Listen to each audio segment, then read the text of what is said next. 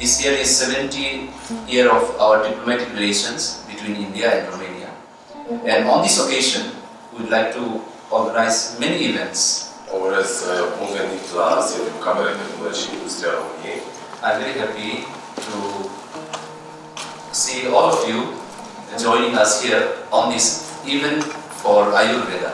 Most medicines tries to solve one problem. Suppose you have a headache, you eat one medicine, it will solve your headache for the time being. But Ayurveda's system of medicine doesn't treat in that way. It tells you how you should live your life, how should you think, how should you look at situations, how can you be positive in life. Scientists have said many of our physical problems, they originate in our minds. Therefore, I thought it will be a good idea to do something for Ayurveda. Since I came in Romania a few months ago, I learned that there is a great deal of interest on Ayurvedic medicines or this way, Ayurvedic way of life, like you can also link with yoga.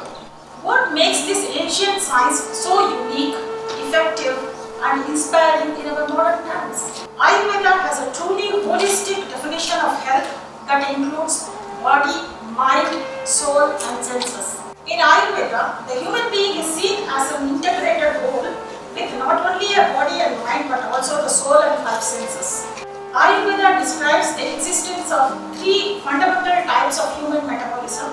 They are known as doshas and are somewhat like the Western medical concepts of endomorphic, mesomorphic and ectomorphic body types. These are called as kapha, pitta and vata in Ayurveda.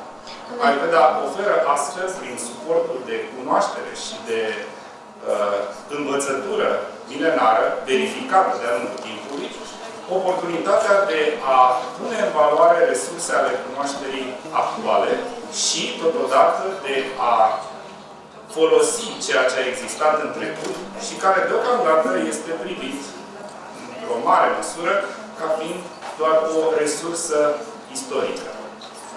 Noi putem să îndrăznim să afirmăm că Ayurveda reprezintă mai mult decât doar o tradiție culturală, ci reprezintă un tezaur de cunoaștere pe care, cel puțin noi ne-am convins în activitatea de peste 25 de ani și apreciem această valoare a culturii indiene care s-a păstrat peste timp și care poate să ne ofere și nouă o adecvare care este deloc incompatibilă cu specificul fiecărei regiuni, și inclusiv a României.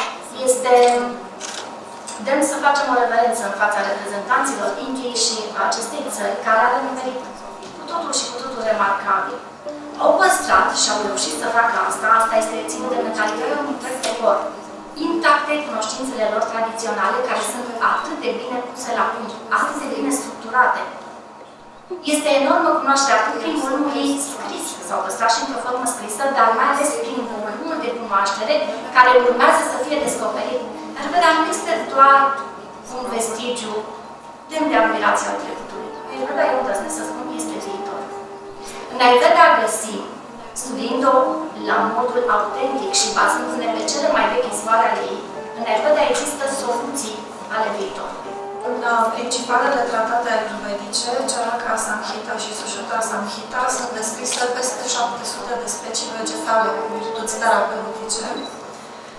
În Europa, ca și termen de comparație, există multe țări în care nu se folosesc nici 100-200 de specii vegetale. Din acest punct de vedere, în cadrul Europei, România se află pe un nivel superior, respectiv la noi, în medicina populară românească, se cunosc și se folosesc 900 de specii de plante medicinale. Prezența la această manifestare a unor reprezentanți din partea unor instituții ale statului român, precum și a unor personalități ale vieții științifice românești, este de natură să ofere o perspectivă accesibilă și unificatoare asupra acestui tezaur de cunoaștere al Indiei, care este știința în generală a nivelului. Ar fi bine să avem în vedere această posibilitate, oricând deschisă, și de cercetare împreună și de exploatare împreună a unor cunoștințe adunate de foarte mulți ani și a unei, dacă vreți, orientări către plante cu foarte mare deschidere, nu numai a experților, dar a populației, care redescoperă tradiția. Iată, ultimele sondaje pe care le-am făcut cu tineri, cu studenții noștri, dar și cu cei care erau în unități de farmacie și din acestea de produse naturale specializate, arată, acum 2 ani, există o tendință majoră la tineri de a redescoperi și de a cunoaște tradiția locală, plantele medicinale. Ayurveda, I already understand that there is a substantial interest in Romania and already being practiced by many people.